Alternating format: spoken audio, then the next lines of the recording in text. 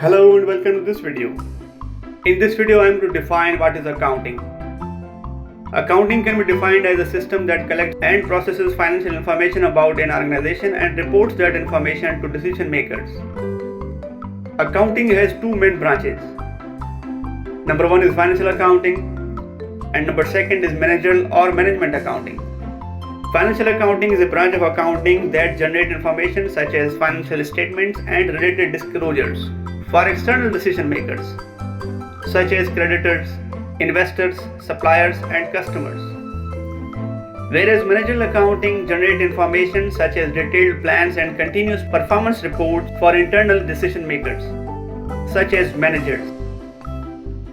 As this video is related to financial accounting can be defined as a branch of accounting that generates information for external decision makers, such as creditors, investors, suppliers, and customers. The output of financial accounting is the four basic financial statements and related disclosures.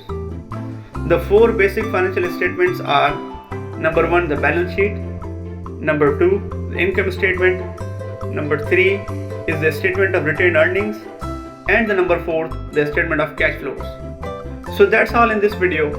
We will continue in our upcoming videos.